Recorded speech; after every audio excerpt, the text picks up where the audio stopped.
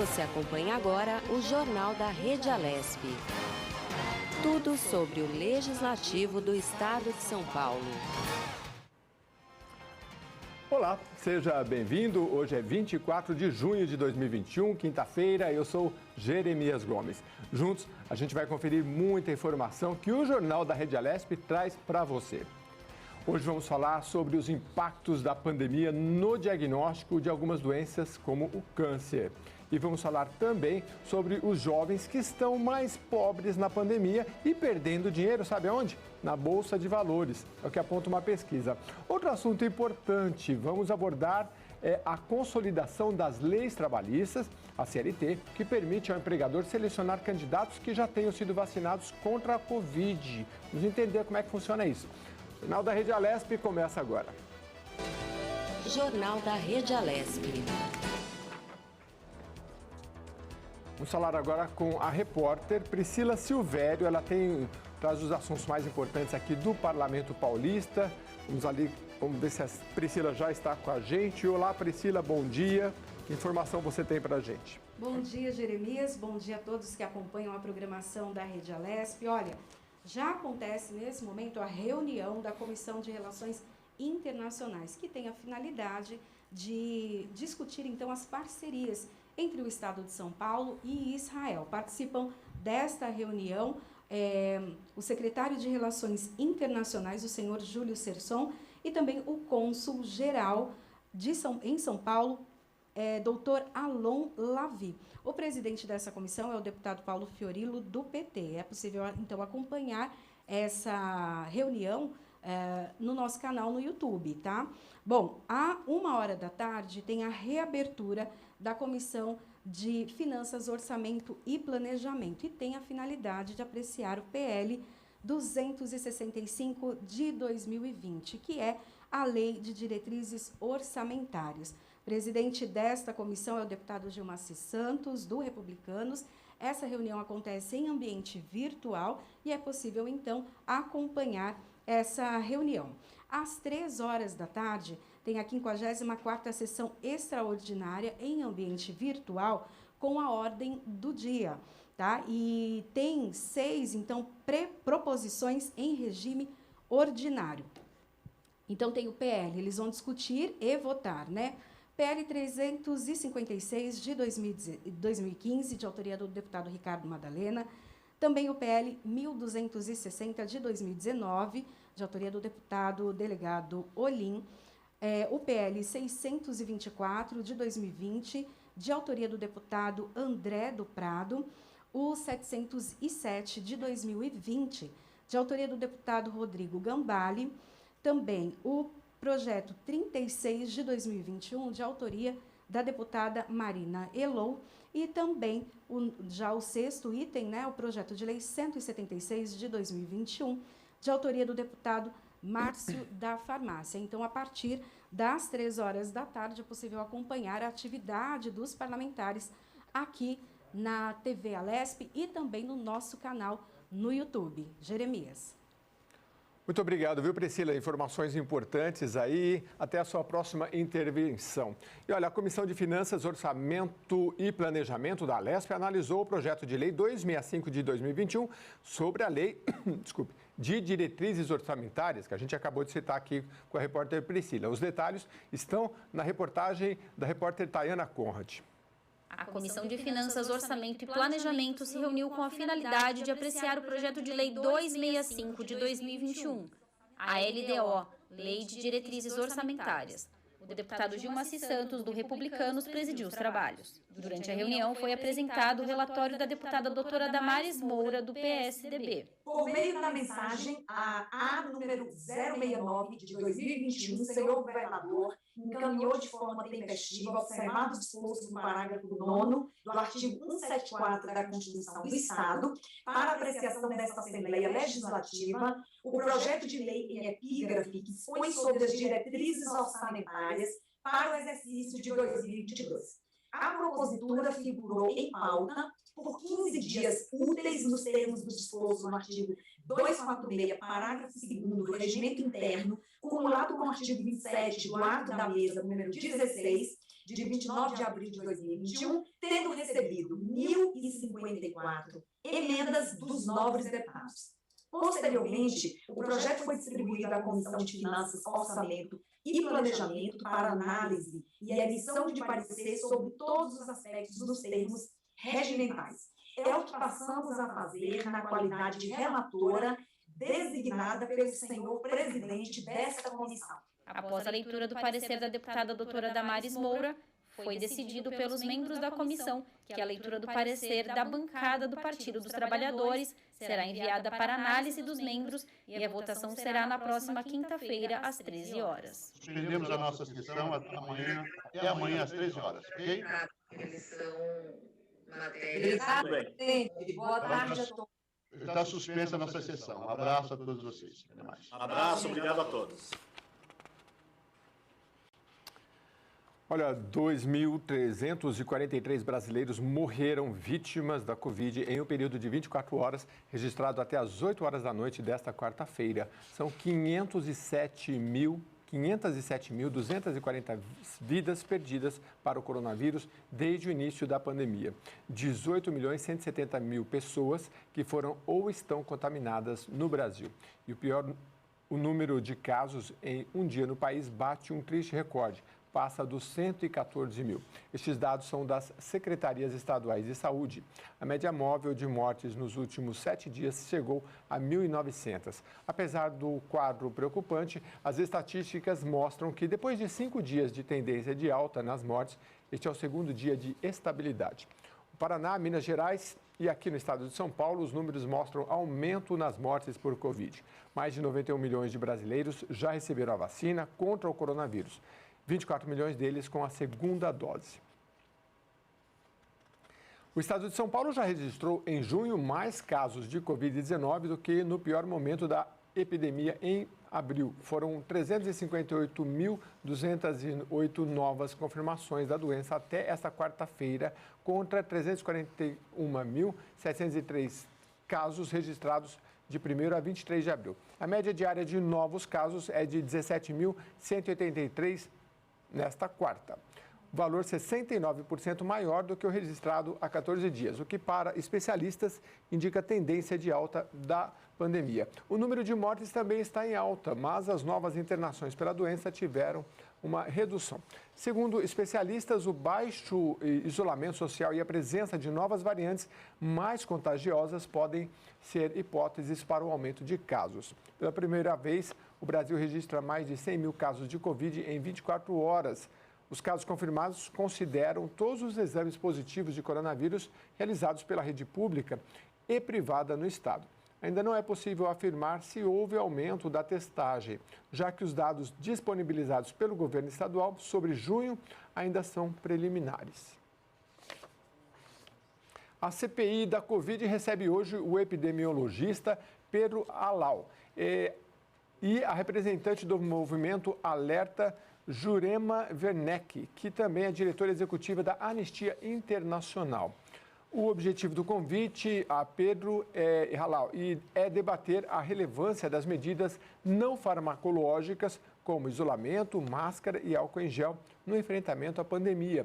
É o que diz o requerimento assinado pelo relator da CPI, o senador Renan Calheiros, do MDB de Alagoas. Jurema Werneck também foi chamada à CPI a pedido de Renan Calheiros. O movimento Alerta que Jurema representa é formado por entidades da sociedade civil e consolidou dados sobre as mortes ocorridas na pandemia de Covid-19. O deputado Alex Pereira, do Solidariedade, vem trabalhando em busca de recursos para a área de saúde, ainda mais em decorrência da pandemia de Covid-19. Por isso, foram encaminhados mais de R$1.600.000 distribuídos entre as cidades de Jundiaí, Cabreúva, Itupeva e Itatiba. Em Jundiaí, foram liberados R$530.000 para a Associação Terapêutica de Estimulação Auditiva. Este recurso vai possibilitar a doação de 1.000 aparelhos auditivos, reduzindo a lista de espera de cerca de 500 pessoas. Já Itupeva recebeu R$620.000, que vai ser destinado para a compra de uma ambulância UTI móvel. assim como na cidade de Itatiba. O parlamentar destacou que tem priorizado as demandas na área de saúde para garantir um atendimento de qualidade para a população, que foi agravada pela pandemia de Covid-19. E agora a gente vai para a nossa primeira entrevista, falar sobre os impactos da pandemia no diagnóstico de algumas doenças, como o câncer. A falta de diagnóstico e o tratamento do câncer durante a pandemia pode ser fatal. A pandemia pode ter deixado 4 mil casos de câncer de mama sem diagnóstico no Brasil. Sobre esse assunto, eu converso agora com o médico Rafael De Sico. Ele é oncologista e cirurgião de cabeça e pescoço. Bom dia, doutor Rafael. Seja bem-vindo ao Jornal da Rede Alesp. Quais os tipos de câncer que mais preocupam em relação ao atraso do diagnóstico? Doutor, por favor, bom dia. Bom dia, obrigado pelo convite. Na verdade, estão todos, né? Então, todos os tumores, quanto mais cedo a gente diagnostica, quanto mais cedo a gente faz a prevenção e diagnóstico precoce, o tratamento e a chance de cura é sempre melhor, né? E isso tem causado bastante preocupação na gente em relação ao atraso no diagnóstico e o tratamento em casos avançados. A grande maioria dos pacientes está chegando para a gente avançado por conta do Covid. Bom, a gente não quer assustar ninguém, doutor, mas então, de forma geral, quais são os cânceres que são mais recorrentes e alguns sintomas que as pessoas podem sentir para que a gente possa alertar no sentido de que essa ida ao diagnóstico precoce seja mais rápida, enfim? Claro, não. De maneira alguma a gente quer assustar, a gente tem que conscientizar as pessoas que elas têm que procurar o médico no menor dos sintomas. E os hospitais, eles têm protocolos muito seguros para tratamento, né? Então, assim, a gente consegue fazer o tratamento do paciente, o diagnóstico, de maneira segura, com diminuição do risco de contaminação. Dos tumores mais frequentes, a gente tem que tomar cuidado com o câncer de mama, né? Sempre, que é um dos mais frequentes na mulher.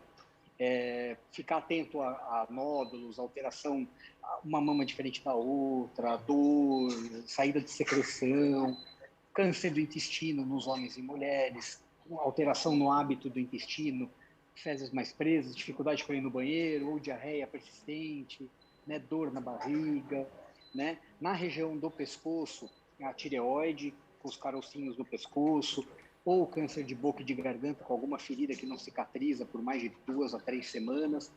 Qualquer sintoma diferente que você está percebendo que de 2 a 3 semanas não melhorou, procura o seu médico, procura um médico generalista ou um especialista e não deixe de tratar, não deixe de procurar ajuda, né? Porque senão a chance de você curar e se tratar é muito menor. Pois é, doutor, de forma geral, o diagnóstico precoce, saber que tem um problema, é bom para o paciente e é bom para a saúde pública. Como é que o senhor vê o impacto dessa questão da pandemia atrasar, e a gente tem números aí preocupantes, né, de muita gente, claro, né, está com medo de ir ao hospital, mas pode ter um impacto importante. O ano passado, a gente teve uma queda de 70% nos hospitais oncológicos, que são de referência para tratar câncer, durante o começo dessa pandemia, né? Então, agora, as pessoas estão... Já tem muita gente que está vacinada, né? O pessoal está começando a procurar de novo. E o ano passado, a gente teve posto de saúde fechado por conta da pandemia. Então, na rede pública, os doentes que tinham diagnóstico de câncer, eles não conseguiam ir no posto de saúde para ser referenciados para o hospital. Então, isso causou um grande problema, né? E ainda tem esse impacto, a gente já sente, né? E estudos mostram que a gente vai sentir essa alteração e esse impacto no diagnóstico e tratamento durante 2 anos.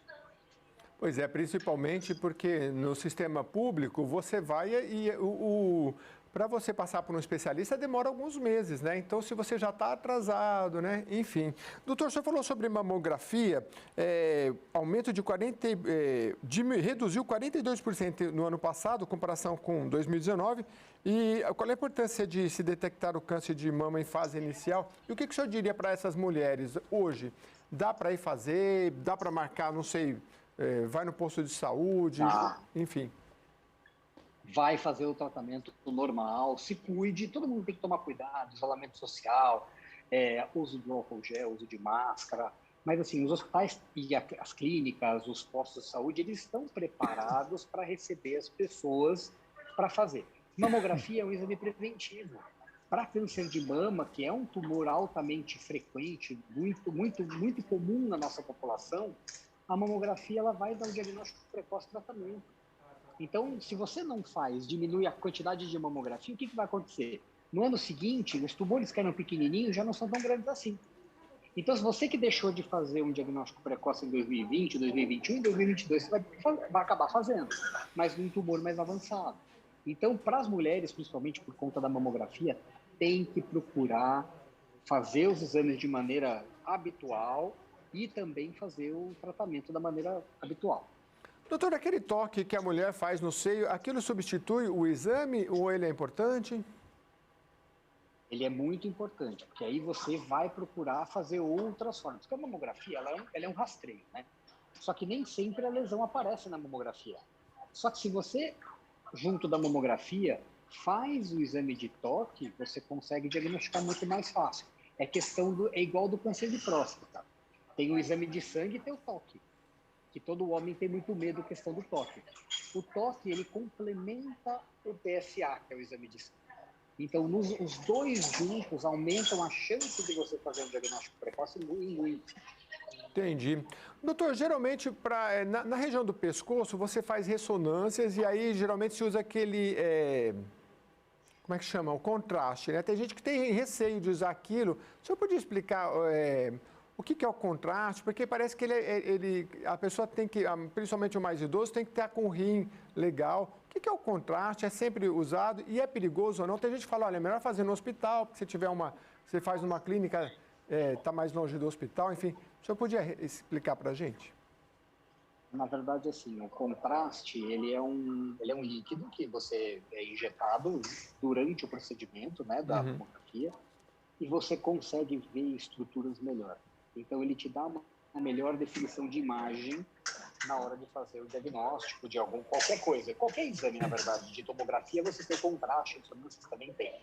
O problema do contraste é que o material dele pode dar, em algumas pessoas alérgicas, reação alérgica. Então, assim, que é muito comum, como o contraste na tomografia, por exemplo, é a base de iodo, quem tem alergia a peixe, camarão, frutos do mar em geral, ou sabe de alguma alergia ao iodo, tem que informar quem vai fazer o exame para poder evitar tomar. Se está em dúvida, não tem estrutura, ou o pessoal recomendou você não tomar, não tome. Faz o exame sem contraste, a gente perde um pouco de qualidade de imagem, mas continua fazendo o exame, que é importante. Entendi. Doutor, quem já está fazendo um tratamento contra o câncer nesse período de pandemia, né? Os procedimentos oncológicos sofreram interrupções ou estão normais? É claro que aí é muito abrangente, né? Mas enfim. Não, de maneira geral, os hospitais oncológicos, eles estão funcionando normalmente. Eu coordeno um serviço de cirurgia de cabeça e pescoço no Hospital de Câncer, que é referência da Prefeitura de São Paulo. A gente não parou em nenhum momento. Obviamente, leitos ocupados, falta de medicação que aconteceu durante esse período, por conta da pandemia de fato, diminuiu em alguns períodos pontuais o atendimento. Mas não significa que parou, né? Os hospitais privados, por sua vez, plano de saúde ou privado mesmo, os hospitais ficaram esperando os pacientes, porque a maioria dos pacientes tinha medo de procurar, mas continuavam atendendo. Repito, todos os hospitais eles têm protocolos de segurança para cirurgia eletiva, para urgência, para atendimento, onde é muito seguro você procurar o seu atendimento. Doutor, qual a orientação para a população que vai, por exemplo, num posto de saúde e ela está com suspeita, como o senhor falou, tem a questão do câncer dos mais comuns, o que ela pode conversar com o médico, né? Porque, às vezes, até hoje, até no plano de saúde, às vezes a consulta é muito rápida, né? Então, é bom que a gente já tenha, se tem alguma suspeita, conversar. Doutor, o senhor pode me pedir tal exame? Enfim, tem alguma orientação? Sempre contar as histórias, o que você sente é importante, né? De fato, as consultas elas cada vez estão mais rápidas, é muita burocracia, muito paciente, pouco tempo para se consultar, né? Mas assim, conversar, pedir para o médico chamar a atenção dele para algum sintoma que você está sentindo, né? e pedir para ele tentar investigar. Eu estou sentindo, por exemplo, uma lesão na minha mama, estou sentindo alguma coisa no meu intestino. Será que não vale a pena fazer algum exame específico? Né? Acho que pedir o exame em si não acredito que vai resolver, mas focar o médico sobre o sintoma e mostrar para ele a importância, como você está sentindo isso daí.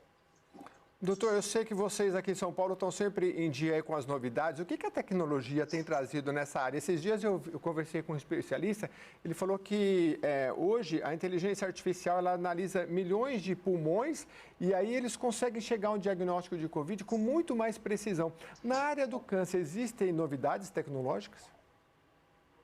Tem muita novidade. A inteligência artificial está aí porque patologia, biópsia, resultado de ressecção de tumor, por exemplo, de cirurgia, a gente consegue já dar melhores diagnósticos com inteligência artificial. Exame de imagem, por exemplo, laudo de tomografia e ressonância, existem países no mundo que os laudos normais, o diagnóstico de normalidade, de anormalidade, você consegue fazer tudo por inteligência artificial. Além disso, pesquisa na área do câncer para novos medicamentos que dão menos efeito colateral e que trazem melhor chance de cura também estão a todo vapor. E para a minha área, que é a área cirúrgica, por exemplo, a cirurgia robótica é uma cirurgia que cada vez mais tem ganho adeptos, é uma cirurgia menos invasiva, uma cirurgia que você tem uma precisão de movimento muito maior, você tem uma visão tridimensional que você não consegue com outras tecnologias, né? Você pode associar a robótica a outras tecnologias também, né? Então é muito interessante e cada vez mais a gente consegue aplicar essas novas tecnologias no bem-estar do nosso paciente. Doutor, para quem está no tratamento do câncer, qual é a palavra que o senhor tem assim, em relação à cura, a avanços no tratamento, né? Porque é um tratamento complicado, mas eu conheço várias pessoas que superaram, a gente vê na televisão, né? Pessoas que tiveram cânceres graves, né? E depois superaram, né? Como é que está o avanço nesse aspecto?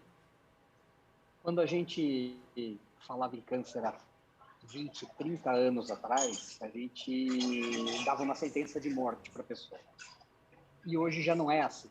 Já tem estudos que mostram que de 20 anos para cá, a chance de um paciente, de maneira geral, tá?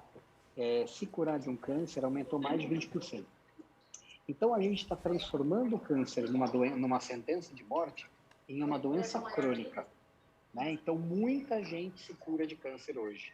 Mas a chave da cura é qual? Além do tratamento que tem melhorado para os tumores mais avançados, a gente consegue dar mais diagnóstico precoce. E fazer um diagnóstico precoce é o que vai dar a certeza que a gente consegue curar a pessoa do câncer.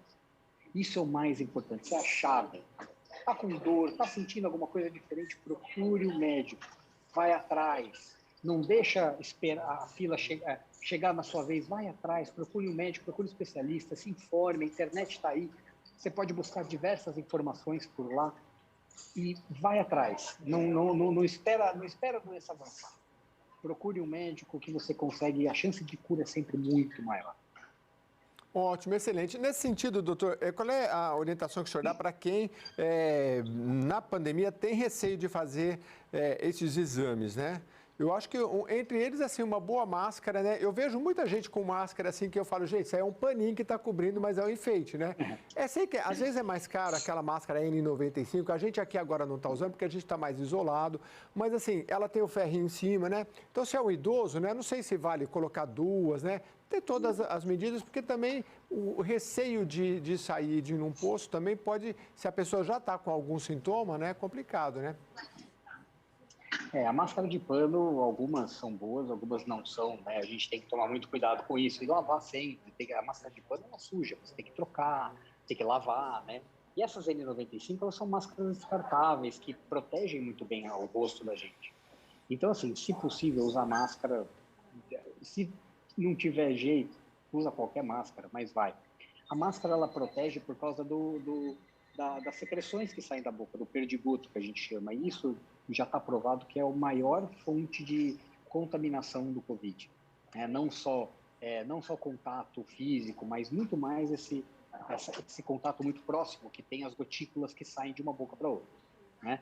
Então, usar máscara de qualquer coisa, se possível, usar uma máscara de melhor qualidade para você ir para o hospital, e álcool gel, isolamento e seguir os protocolos de cada hospital, cada clínica, que com certeza a chance de você se infectar vai ser muito menor do que, por exemplo, você se infectar num restaurante, num bar ou até mesmo num transporte. Doutor, para encerrar, eu queria que... muito bem, a gente então encerra por aqui. Queria agradecer bastante o doutor Rafael de Sico, oncologista, cirurgião de cabeça e pescoço. Até a próxima oportunidade, doutor. Muito obrigado pelo convite. Desculpa o atraso, eu estava em cirurgia aqui. Sabe como é que é a vida de médico, é bem corrido, né?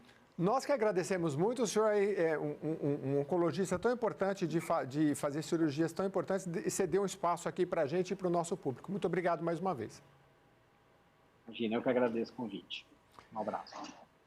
A Comissão de Atividades Econômicas da Alesp aprovou o projeto de lei que concede o título de municípios de interesse turístico para 3 cidades paulistas. Confira quais são essas regiões na reportagem da Carolina Franca. Lucélia, Pedra Bela e Taubaté podem se tornar municípios de interesse turístico. Em reunião virtual da Comissão de Atividades Econômicas da Alesp, os parlamentares aprovaram os projetos de lei que concedem o título para mais essas 3 cidades paulistas. A classificação será discutida ainda pela Comissão de Finanças e Orçamento antes de ser votada em plenário. O deputado Sérgio Victor, do Novo, destacou o potencial turístico de Taubaté. Presidente, só queria parabenizar os colegas aqui por ter aprovado por unanimidade o projeto que declara Taubaté, minha cidade, como município de interesse turístico. Queria parabenizar o autor, o deputado Edmir Chedid, foi um prazer relatar esse projeto. E Taubaté é uma cidade que tem passado aqui por um momento de tá perdendo a indústria, acabou de ter a péssima notícia de que a saída da LG e da Ford, e o turismo para a nossa cidade também pode ser mais uma ferramenta de retomada econômica. A cidade considerada a capital nacional da literatura infantil, tem muito acervo histórico aqui, muitos prédios históricos, tem um potencial gastronômico, tem um potencial no esporte também, e sem dúvida isso vai ajudar a gente nessa retomada. Então, parabenizo de novo o deputado Edmir pela autoria do projeto e todos os colegas aqui pelo voto, e já agradecendo a todos. Obrigado. Os parlamentares discutiram ainda o projeto de lei 639 de 2020, que institui a política estadual de apoio à agricultura familiar. O deputado Paulo Fiorilo, do PT, falou que pretende complementar a proposta. Aproveitar aqui o deputado Mauro. Deputado, eu não sou contrário, mas eu queria apresentar na próxima reunião uma proposta, quem sabe a gente não apresenta em conjunto, só para fazer um pequeno ajuste e melhorar o projeto, que eu acho que talvez o senhor até concorde. Tá bom? Então eu queria só pedir vistas, é a minha primeira reunião aí nessa comissão, eu preciso me inteirar, aprender. Também foi aprovada pela Comissão de Atividades Econômicas a inclusão no calendário turístico do Estado a festa da Associação de Pais e Amigos dos Excepcionais da cidade de Novo Horizonte. Notícia boa, né? Município de interesse turístico. Olha, em coletiva de imprensa realizada nesta quarta-feira no Palácio dos Bandeirantes, o governo de São Paulo adiou pela 3ª vez a liberação do funcionamento do comércio no estado, até às 10 da noite. A medida que estava programada para ocorrer no início de julho. Com essa mudança, o estado de São Paulo vai permanecer até o dia 15 de julho na atual fase da quarentena, que autoriza lojas, shoppings, academias, salões de beleza e restaurantes a operar até às 9 da noite. E a capacidade máxima de funcionamento do comércio, que também tinha a previsão de ser ampliada para 60%, vai seguir em 40%. De acordo com o governador João Dória, essas decisões foram tomadas conforme orientação do Centro Estadual de Contingência da Covid-19 e ocorreram em função do aumento no número de casos e mortes em decorrência da doença nas cidades paulistas. O estado de São Paulo registra alta na média móvel de casos de Covid-19 há 2 semanas consecutivas. Há mais de uma semana, este índice está acima de 17 mil novos casos por dia. A média de mortes também está elevada no estado. O número está acima de 500 óbitos diários há 2 semanas. O governo vem mantendo a fase atual desde o final de maio e sugerindo que ações restritivas sejam feitas pela Prefeitura em 127 dos 645 municípios paulistas. As prefeituras já determinaram regras mais rígidas do que a proposta da gestão estadual. Agora a gente vai falar sobre os jovens que estão mais pobres na pandemia, é isso? E perdendo dinheiro na Bolsa de Valores. É o que aponta uma pesquisa. Pesquisa da Fundação Getúlio Vargas, publicada no mês de junho, mostra um panorama financeiro e social dos jovens brasileiros. De acordo com os dados, 28% das pessoas com idade entre 15 e 29 anos tiveram dificuldade financeira para comprar até comida, em comparação aos anos anteriores. Os números apresentaram piora, né? Sobre esse assunto, a gente vai conversar agora com Rogério Araújo. Rogério é educador financeiro e ele está aqui com a gente. Rogério, a primeira questão, seja muito bem-vindo e um bom dia. Ganhar dinheiro rápido na Bolsa, né? Já tem alguma incongruência aí, estou certo ou estou errado, assim, para os jovens, que é a nossa proposta de fala? Bom dia, obrigado pelo convite. É muito incongruente de fato, né? O pessoal vem com esse sonho de ganhar dinheiro rápido na Bolsa e a realidade é que 91% acaba perdendo dinheiro na Bolsa, que acaba ficando pior, né? Vem tentando ganhar alguma coisa e acaba deixando o pouco que tem na Bolsa de Valores. 91%, segundo a pesquisa, perde. A gente tem uma realidade na Bolsa de Valores muito drástica, porque a maioria são pessoas novas que procuram por uma alternativa, muitas vezes de renda, e acabam se desbarrando no day trade, o famoso day trade, e a Bolsa de Valores, e perdem muito dinheiro. Tem perdido bastante dinheiro, não é pouco não. Poxa, que pena. Agora, a gente tem que deixar claro aqui que a Bolsa de Valores é um bom investimento, né? E que, se comparado aos Estados Unidos, assim, a gente é muito pequenininho em comparação aos países mais desenvolvidos.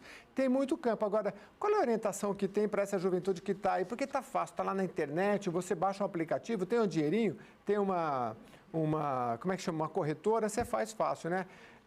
Mas tem que ter um estudo, né? E às vezes a pessoa fala, mas estudar muito também não, vou direto em alguma coisa que está mais, alguma orientação mais rápida, né? O que você diz sobre isso? Exatamente. Os 91% das pessoas que perderam dinheiro na Bolsa de Valores, segundo essa pesquisa, seguia algum tipo de um influencer ou algum tipo de analista, né, que é bancado, inclusive, por corretoras, para ficar passando operações, passando indicações de operações. E aí esse 91% acabou perdendo esse dinheiro justamente por ter uma informação de má qualidade ou por querer fazer algo que é mais voltado para profissional, né, sendo amador. Não tenho conhecimento do produto, não conheço o mundo do mercado financeiro. E aí me aventuro no mercado financeiro. Acabou perdendo bastante dinheiro por isso. Acabou jogando muito dinheiro fora por falta de informação, por não ter estudado, por não ter ido atrás. E é um negócio até estranho, porque cada vez que você diz para as pessoas, você precisa estudar, porque senão não vai dar certo, você vai perder dinheiro, as pessoas se afastam, elas querem o atalho, né? Parece que todo mundo procura pela lei de Gerson, eu tenho que me dar bem. Pois é, você sabe, o Rogério é educador financeiro, está ajudando a gente aqui. Eu me lembro um vídeo que eu vi ontem, que a pessoa fala assim, olha, você vai comer um doce gostoso, alguma coisa, você tem que pensar lá a longo prazo. E a gente pensa no imediato, né? Isso aqui é maravilhoso, né? Mas se você quiser ficar com saúde, com uma silhueta melhor, você tem que pensar a longo prazo. É difícil para todo mundo. Com a Bolsa de Valores, acho que não é diferente, né? A gente tem que pensar, tem um investimento de pequeno, médio e longo prazo. Começa por aí, né? Eu acho que o docinho, né, você se privar de algumas coisas, não é vantagem nenhuma. Né? Você deixar de comer um docinho, deixar de sair com a família para poder investir, para poder pensar. Eu acho que não é por aí. Eu acho que exige planejamento. Né? Se você fizer um planejamento de longo prazo, você fizer um planejamento para investimento em bolsa, eu acho que o resultado no longo prazo ele é muito promissor. Porque o investimento na bolsa, se você fizer ele para longo prazo, ele funciona igual o cartão de crédito, só que o contrário. Né? Se você deixar de pagar o cartão de crédito, o juro é exponencial. Ele é um juro composto, é juro sobre juro. Na bolsa, se você investir com planejamento de longo prazo, o juro é igual, só que é para você receber, não para pagar. Então você vai acabar recebendo o juro sobre juro e vai conseguir ganhar muito mais dinheiro no longo prazo. Então é preciso entender um pouquinho dessa mecânica, né? Nós, para pagarmos, entendemos muito bem. A televisão, todo mundo fala muito bem disso, né? Se você pagar o mínimo do cartão de crédito, você vai ficar com uma dívida enorme. Só que se você investir um mínimo que você investiria num cartão de crédito, por exemplo, né, você pode ter um lucro muito grande lá na frente, né? Um jovem de 20 anos que não está tendo dinheiro nem para comprar comida direito. Se ele pensasse em investimento planejado, um investimento, uma segunda fonte de renda no futuro, né, seria mais fácil, vai ser mais fácil, com certeza, porque aí o investimento vai trabalhar, o juro composto vai trabalhar a favor. É verdade, né? E nem que seja, por isso você falou bem a questão do planejamento, nem que seja um pouquinho, ao longo do tempo, né, faz diferença, né? Agora, você sabe que eu estava vendo um grande investidor brasileiro e ele fazia uma análise, assim, por exemplo, do setor elétrico, então, do governo, que fez as divisões, então ele explicava por que aquele setor era bom investir a médio e longo prazo, né? Só que era um conhecimento muito profundo. Quem não tem esse tempo e já quer sair do 0 a 0 e se perde em tanta informação, qual é a orientação? Porque nós temos, por exemplo, até as 500 empresas americanas que você vai lá, investe. Pô, se você vai investir nas 500 melhores empresas dos Estados Unidos, a chance de perder dinheiro eu acho que não é tão grande se você sair por aí investindo em qualquer coisa, né? Já é um começo, estes fundos? Já é um começo. Quando eu comecei a aprender a operar no mercado financeiro, a instrução que eu recebi era a seguinte: compre ações de produtos que você consome. Você tem conta em um banco? Compre ações do banco, que você dá lucro para ele. Não, você consome gás de cozinha, a empresa que vende o seu gás de cozinha tem ações na bolsa. Compre ações da empresa que vende o seu gás de cozinha. Né? Você usa combustível no seu carro? Compre ações da empresa que vende combustível. Então você acaba poupando empresas sólidas que estão no mercado há muito tempo, fornecendo produto de qualidade e que você consome. Automaticamente, se você consome outras pessoas também, e é mais fácil, é mais seguro não ter prejuízo. Uma loja famosa de eletrodomésticos, compra ações dela. Você compra lá, você tem crediário lá, você tem um carnezinho lá, compra ações dela. Então, é uma forma mais segura de você poupar. Eu vou poupar em ações, mas em quais? Em ações de qualidade. Ações de instituições que você conhece, de empresas que você conhece, que são grandes e que têm ações na Bolsa. É um começo. Entendi. Vamos falar de taxa de juros. Hoje, em 4,25% a Selic. Como é que ela influencia o investimento aí na Bolsa? Na verdade, o investimento em 2%, a taxa Selic em 2% o ano passado, e foi a menor taxa que nós já vimos na história do Brasil, influenciou 3,5 milhões de CPFs na Bolsa de Valores. É muito pouco em relação aos Estados Unidos, como você começou falando, né, Jeremias, no começo da entrevista. Mas, assim, o brasileiro tem despertado para nova formas de investir. A taxa básica de juros ela vai influenciar títulos de renda fixa, vai influenciar os CDBs de bancos, né, os tesouros diretos, mas, assim, o brasileiro ainda tem um perfil muito conservador, né? Ele ainda investe muito no banco, ele ainda deixa o dinheiro dele muito parado no banco, na conta corrente, na caderneta de poupança. E hoje, mesmo com a taxa Selic em 4,25, o melhor CDB, o melhor tesouro direto, está pagando aí num banco 120% da Selic, 140%, alguns da Selic, ainda perde para a inflação. Então, o juro no Brasil ainda está negativo, né? Se você tem uma inflação, segundo o próprio relatório Focus dessa semana, chegando em 5,9%, a taxa de juros em 4,25% está defasada. Precisa de uma taxa de juros um pouco maior. E aí o próprio relatório Focus do Banco Central também aponta os analistas que não podemos chegar a uma taxa Selic de 6,5%. Então, tem muito chão ainda, eu acho, para crescer. E os investimentos na Bolsa serão afetados? Eu acredito que não.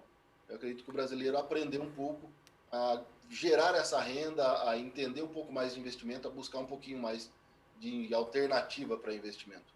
Mas quando se trata de Selic, as pessoas sempre se questionam, né? Vou comprar um imóvel? Está um bom momento para comprar um imóvel? Ou pego o dinheirinho e põe na Bolsa de Valores? Ou no Tesouro Direto? Porque são investimentos diferentes. Ou para quem vai investir na Bolsa, a longo prazo, isso não faz muita diferença. Para o investidor de longo prazo não faz diferença. Na verdade, existe uma meia-verdade que dizem sobre a diversificação. Não coloque todos os ovos na mesma cesta, né? Compre várias empresas para você se diversificar e você vai correr menos risco. Eu sou da ideia de coloque todos os ovos em uma única cesta e tome conta dela, né? Porque aí vai ser mais fácil você ter lucro, vai ser mais fácil você ganhar mais dinheiro. O perfil de cada investidor, de cada pessoa, ele muda, porque tem pessoas que são mais propícias a correr risco, eles gostam mais de correr risco. Então, a bolsa parece ser um lugar de muito risco. Mas quando você tem conhecimento sobre a bolsa e sobre produtos da bolsa, você tem o mecanismo na bolsa que faz com que você corra menos risco do que deixar o seu dinheiro numa renda fixa, que a inflação pode corroer, né? Enquanto na bolsa você tem uma rentabilidade maior, porque as empresas se sentem meio que obrigadas a gerar um lucro maior do que o que se tem de inflação, do que se paga em renda fixa, porque senão o interesse do investidor vai embora. Então, um investidor de longo prazo não pensa muito na renda fixa. Mas o investidor especulativo, sim, quando a taxa de juros cai, ele vem para a bolsa, quando a taxa sobe, ele sai da bolsa. Então, tem muita especulação, mas depende muito do perfil de cada investidor. Tem investidor que não nasceu para a bolsa de valores. Ele nasceu para banco, CDB, poupança, imóvel. Tem gente, por mais que você mostre, Jeremias, que investir na bolsa dá mais dinheiro que ter um apartamento para alugar, ele prefere comprar um apartamento para alugar. Pois é, né? E aí a gente vai entrar naquela questão mas aí eu tenho um compromisso, eu tenho um boleto, e se eu deixar para investir na bolsa, aí tem outras coisas na frente, né? A questão de disciplina é bem complexo. Fala um pouquinho para a gente de taxa, porque quando você vai investir na bolsa também tem essa questão, né? Taxa daqui, taxa dali, tem que dar uma olhada nisso, olhar as corretoras. Sim, é importante olhar as corretoras sim, para você ter uma corretora de qualidade, que te atenda bem, né? E que não tenha um sistema que trave muito fácil. Porque o que mais acontece com o pessoal que perdeu o dinheiro na bolsa é que eles procuram uma corretora com a taxa zero, que usa um sistema de resposta mais rápido, mas na verdade essa taxa menor acaba influindo na qualidade do serviço. Então, existe taxas. As taxas na B3, ela funciona, está variando hoje entre R$ 8,00 e 50 centavos, dependendo da corretora. Mas uma corretora boa, que tem um bom serviço aí, está cobrando hoje na faixa de R$ 3,00 por ordem executada. Se você é um investidor de longo prazo, você não presta atenção a essas taxas. Você quer qualidade do serviço que vai apresentar para você. E aí, incide na mesma taxa que você pagaria, por exemplo, numa caderneta de poupança ou num investimento no banco, onde você tem uma taxa de abertura de crédito ou uma taxa de ingresso no investimento, ou uma taxinha lá que você paga para manter essa conta corretora banco, né? E aí fica mais ou menos na mesma linha. Então não interfere tanto a taxa Bovespa no investidor, no conhecimento que o investidor tem para investir, não.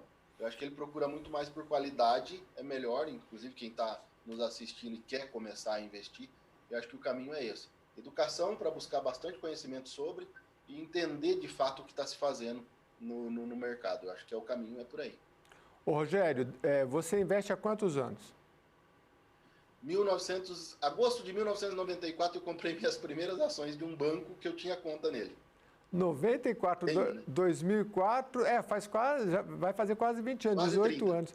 Conta um pouquinho do Caminho das Pedras, o que você aprende, quase 20, o que você aprendeu ao longo desse tempo, principalmente para uma análise? Eu citei o caso desse grande investidor, que ele olhava o setor elétrico e falou, poxa, isso aqui vai crescer muito aqui, porque o governo... Você olha as ações do governo, você olha para uma empresa, você olha por setor, como é que um analista ele tem uma visão que a gente mais leigo não tem, para a gente aprender também?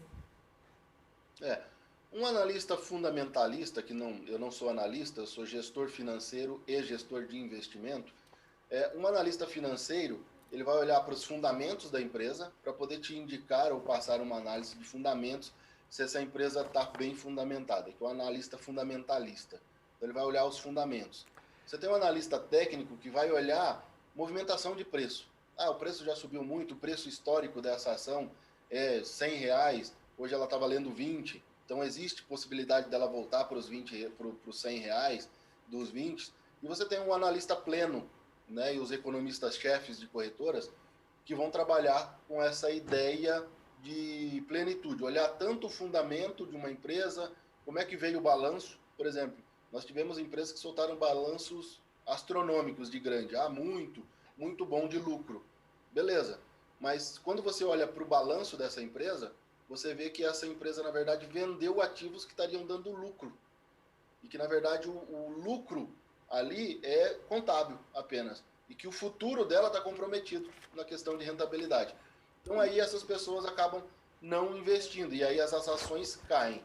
Né? O que eu, Rogério, gestor, olho, o que eu, Rogério, o gestor financeiro e de investimento olho é para isso. Como é que essa empresa se comporta na geração de lucro futuro? Né? Então, eu trabalho sempre com a expectativa de e o próximo ano? Como é que vai ser? Se a empresa de varejo vai melhorar o ano que vem, ou melhora este ano até o final do ano, eu quero comprá-la agora, porque agora ela está barata. Ela vai começar a gerar lucro melhor. A empresa elétrica vai ser privatizada, mas ela vai gerar alguma receita nova? Não, ela vai continuar gerando as receitas que ela já tem. Com o aquecimento da economia, talvez ela tenha mais lucro. Então eu quero comprar um pedaço dessas empresas elétricas. Então eu olho dessa forma. Como é que estão os setores, ou o mercado brasileiro como um todo, e se a empresa exporta, como é o caso de mineradoras, né? Vai exportar mais minério, não vai exportar mais eletrônico, e aí? O mercado lá fora está aquecido? Tá. Está aquecendo? Tá. Então eu quero comprar ações dessa empresa. Eu olho mais desse jeito. No global, na economia, como é que essa empresa ganharia mais dinheiro? Ela vai ganhar mais? Se não vai, se não tem uma expectativa de crescimento tão rápido, não faz parte do meu portfólio de investimento. E para quem está começando, existe alguma forma de filtrar? Pelo que você está falando, tem que acompanhar jornais, blogs que falam sobre o assunto. Mas para quem nunca investiu, não tem uma coisa, olha, veja as 10 que estão 10 empresas que mais lucraram, tem alguma coisa assim que a gente faz? Porque não sei quantas empresas tem na Bolsa, 2.000, 3.000, para a gente filtrar é difícil, né? A gente olha que o leigo, às vezes, ele olha como subiu essa aqui, 100%. Só que aí ele vai investir, aquele lucro já foi, né? Quando a notícia chega. Como é que a gente vai fazendo essa filtragem? Por setor, enfim, né? O maior erro do investidor é exatamente olhar aquela que já subiu muito e entrar nela. É onde perde o dinheiro, né? Onde o dinheiro vai embora, porque já subiu muito. Né? Então não é hora de investir nela, é hora que ela caiu muito. Talvez seja a hora de investir nela.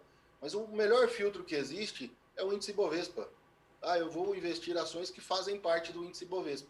O índice Bovespa, para a empresa estar no índice Bovespa, ela passa por uma série de auditorias, né, de fiscalização, e aí ela compõe o índice. Então, o melhor para o investidor, que é iniciante, o amador que está chegando para a Bolsa, o interessante é que ele vá pelo índice Bovespa, que ele vá investir nas ações que estão e compõem o índice Bovespa. É o melhor caminho. Certo. Mas aí são o quê? Mais de 500 empresas? Não sei. Não. No índice Bovespa hoje não tem 100 empresas. Não fazem parte delas 100 empresas. Já é um filtro melhor. Menor, reduzido. Já é um filtro melhor. Mas você sabe que conforme a gente vai avançando, é gostoso, né? Porque é complexo. Por exemplo, você falou do balanço patrimonial, né? Dá um exemplo assim, é muito complexo a gente analisar um balanço patrimonial? É muito númerozinho? Porque a gente olha uma planilha e já meio que desiste, né? Ou não? Não. Na verdade, se você olhar para o balanço de uma empresa, ela tem uma nota explicativa, vamos dizer assim. Sai o balanço, aquele monte de números, e a empresa se sente na obrigação de explicar o que ela está mostrando naquele balanço. E aí, ela vai mostrar, a gente teve um lucro financeiro de 30 bilhões, como teve uma empresa de mineração. E aí, ela mostra, mas a gente vendeu tal planta, nós tivemos que desfazer de tal ativo, o mercado está dessa forma. Então, eles explicam como é que a empresa vai se posicionar e como é que ela se posicionou. Não é tão complexo assim quanto parece ser, não. A leitura de uma nota explicativa, ela vai trazer a nota explicativa do balanço, ou até mesmo uma reunião, né, de apresentação do balanço, ela vem bem detalhada e ela traz bastante informação para o investidor que está começando poder começar. Agora temos sites, né, na internet gratuitos para você olhar, assim como sites da CVM, da B3, Fundamentos. São sites que você pode procurar por informações, que tem informações ali falando da empresa, dos balanços e da expectativa dos investidores para isso também. Pois é, você sabe que eu vi uma reportagem do príncipe você já deve ter visto, já é um pouco antigo, né? O príncipe dos investidores, né? Era um menino, acho que tinha 12 anos, e o pai dele era investidor e ensinou muito para ele, né? Então, acho que vale a pena ir estudando aos poucos, né? Para a gente não ver aquelas notícias como aquele cantor do YouTube que comprou ações na época da Apple, né? Salvo engano, foi da Apple.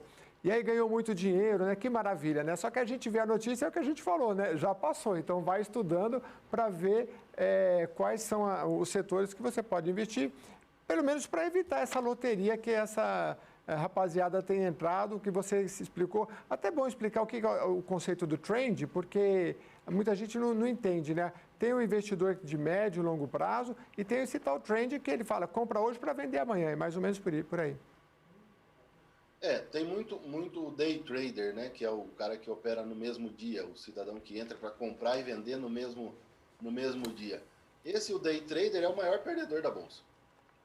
Os maiores perdedores estão aí, né? Tem gente que ganha dinheiro no day trade? Sim. Tem como ganhar muito dinheiro no day trade? Tem também. Mas o risco é maior e é um mercado para profissional. Se você não é profissional e vai entrar nesse mercado, fatalmente vai perder dinheiro. Vai perder dinheiro nesse day trade. O investidor de longo prazo, o investidor que faz operação de posição, é o maior vencedor na bolsa. É o pessoal que compra, que poupa, o pessoal que sabe de instrução e sabe proteger investimento em bolsa. Porque, por incrível que pareça, Jeremias, existe como fazer seguro de proteção, de posição em bolsa. Só que as pessoas não sabem disso. Então, tem como você comprar ações de uma Petrobras, de uma Apple, de uma Tesla da vida, e você proteger o seu investimento. Tem como você pagar por um seguro junto e fazer esse investimento com um custo um pouquinho maior, mas proteger. Caso o mercado aconteça como aconteceu na pandemia, você consegue proteger o seu investimento. Seu investimento não vai desvalorizar 60%.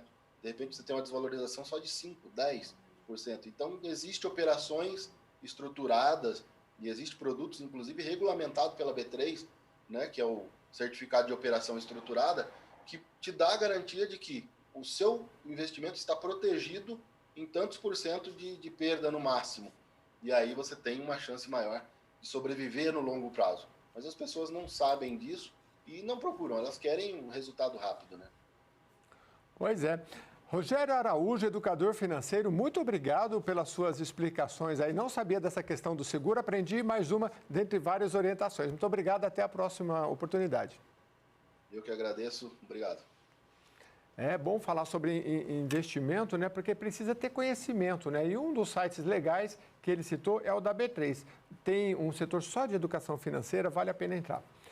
E olha, a cidade de São Paulo iniciou nesta quarta-feira a vacinação contra a Covid-19 de pessoas com 48 anos, sendo que é obrigatória a apresentação de comprovante de residência na capital. Toda a rede de postos vai estar em operação para a vacinação. As 468 unidades básicas de saúde, né, que são as UBSs, megapostos com acesso a pedestres, postos que funcionam exclusivamente em sistema drive-thru e a rede de farmácias parceiras.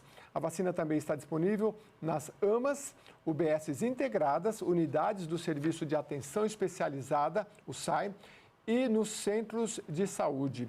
Hoje, quinta-feira, serão vacinadas pessoas com 48 anos. Amanhã, sexta-feira, o público é o de 47 anos. No sábado, repescagem para público de 47 a 49 anos. A Secretaria de Saúde do Rio de Janeiro identificou uma nova cepa do coronavírus em amostra coletada próxima à divisa com São Paulo em meados de abril. A cepa P5 é originária da B1.28 e tem a mesma estrutura do original, mas com algumas mutações. A Secretaria informou que 19 casos dessa cepa já foram localizados no estado de São Paulo e que até o momento não é possível afirmar se ela é mais letal ou mais transmissível. Equipes de vigilância sanitária fecharam nesta madrugada uma casa noturna na zona leste da capital paulista, que reunia mais de 300 pessoas. A força-tarefa contou com o apoio de policiais da Polícia Civil e Militar e da Guarda Civil Metropolitana. O estabelecimento desrespeitou as restrições impostas em São Paulo para frear a propagação da pandemia do novo coronavírus. 4 pessoas foram levadas à delegacia, entre eles o organizador do evento e uma pessoa que jogou cerveja nos policiais. A casa noturna foi fechada e deve ser multada. Aposentados e pensionistas do INSS começam a receber a segunda parcela antecipada do 13º salário. Hoje recebem quem tem benefício até um salário mínimo. Para os demais, a segunda parcela será acreditada junto com o pagamento do mês de julho. Para quem paga imposto de renda, esta segunda parcela tem valor menor que a primeira. Tem direito ao 13º salário quem durante o ano recebeu aposentadoria, pensão por morte, auxílio-doença, auxílio-acidente ou auxílio-reclusão. Aqueles que recebem benefícios assistenciais, benefício de prestação continuada da Lei Orgânica da Assistência Social, que é o BPC, LOAS, e renda mensal vitalícia não têm direito ao 13º salário. O Jornal da Rede Alesp agora vai para um rápido intervalo. A gente volta daqui a pouquinho com mais informações. Eu te espero.